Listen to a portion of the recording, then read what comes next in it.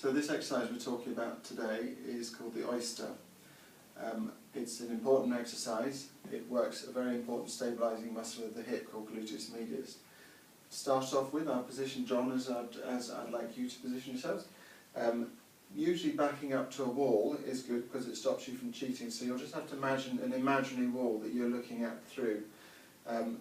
What we're doing is we bring shoulder over this shoulder, so both shoulder blades are touching the wall, your back is running down touching the wall, your buttocks touching the wall, and this hip here, the bony bit of your hip, is exactly over the one on the bottom there. Your knees are exactly together, and so are your heels and your ankle joints.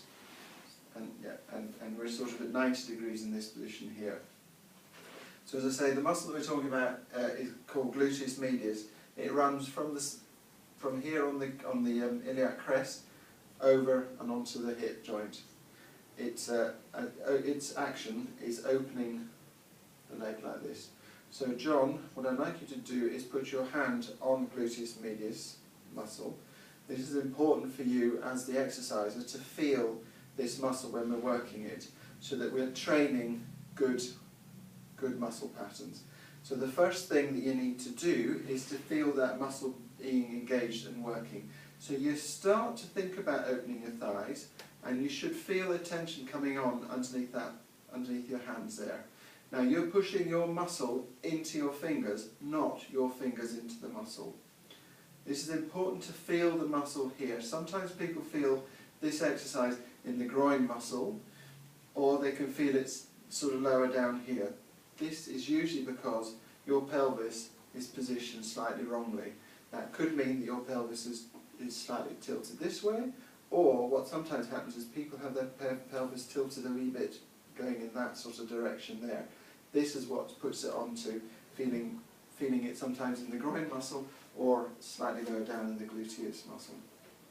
So John is what we call grooving good muscle pattern, feeling this muscle engage, pushing the muscle into his fingers, not his fingers, as I say, into that muscle.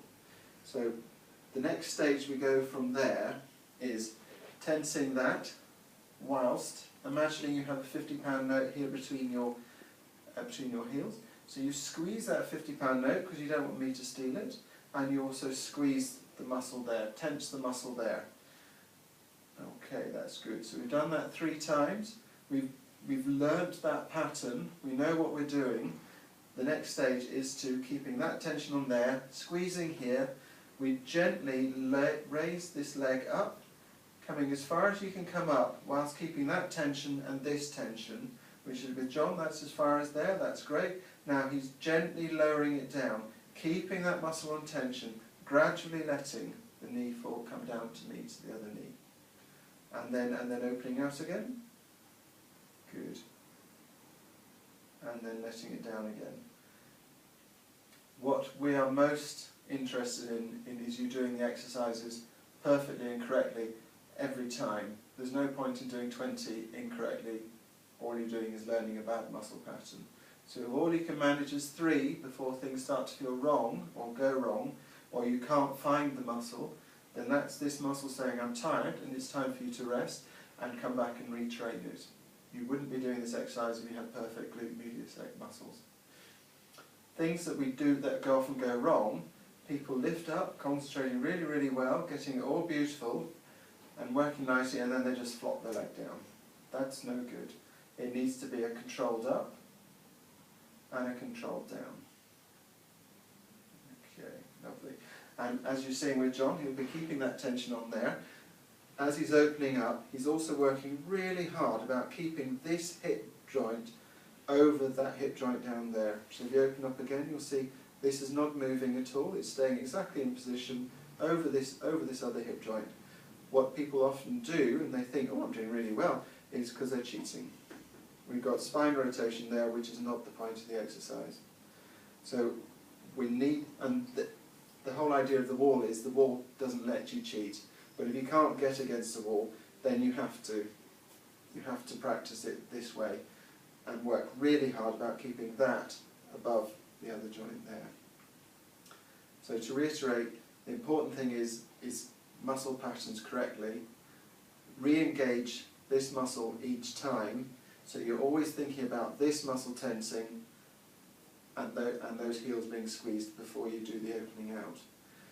What will often happen is you'll get used to this exercise, you'll get blasé, you do it lots of times and then you load it. Sometimes people put elastic bands around their legs to make it harder, make this muscle work harder, which is fine, just so long as you keep coming back to and re-grounding yourself, retraining yourself to say, it's this muscle that I want, and you tense that muscle, pushing that muscle into your fingers so that you feel it and you know that muscle is the one that's working. Because as I say, people, they get so busy with all these extra weights on here and elastic bands around here that they start recruiting and using other muscles that we don't necessarily need want to work. Okay.